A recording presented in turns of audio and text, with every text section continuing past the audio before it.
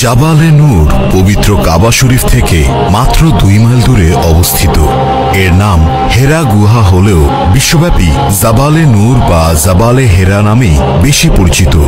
জাবালে নূর অর্থ হল নূর বা আলোর পাহাড়, কেননা এ পাহাড়ই আল্লাহর পক্ষ থেকে হযরত মুহাম্মদ সাল্লাল্লাহু আলাইহি ওয়াসাল্লামের উপর সর্বপ্রথম বরকতময় আলোকিত কুরআন মজিদ নাজিল হয়েছিল, যা শুধু মুসলিম উম্মাহ নয় বরং বিশ্ব মানবতার জন্য নূর বা আলো। সে কারণেই এ পাহাড় বিশ্বব্যাপী জাবালে নূর নামেই পরিচিত। এই গুহায় হযরত জিবরাইল আলাইহিস সালাম সর্বপ্রথম প্রিয় নবী হযরত মুহাম্মদ সাল্লাল্লাহু আলাইহি ওয়াসাল্লামের কাছে কুরআনের বাণী নিয়ে এসেছিলেন, আর এখানেই বিশ্বনবী হযরত মুহাম্মদ সাল্লাল্লাহু আলাইহি ওয়াসাল্লাম ধ্যানে মগ্ন থাকতেন।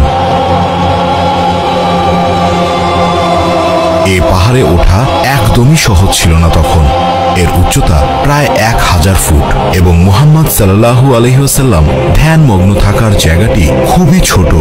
এর মধ্যকার জায়গা এতই কম যে প্রথম দেখাতেই বিস্ময়কর মনে হবে, যা লম্বায় 4 মিটার আর পাশে 1.5 তথা 1.5 মিটার। উচ্চতায় ভালোভাবে সোজা হয়ে দাঁড়ানো কষ্টকর, যদিও সমতল থেকে পুরো পাহাড়টির উচ্চতা প্রায় 1000 ফুট। এ পাহাড়ের প্রায় চূড়া সংলগ্ন হেরা গুহায় 610 খ্রিস্টাব্দে আল্লাহ তাআলা পবিত্র কোরআনুল কারীম নাজিল করেন।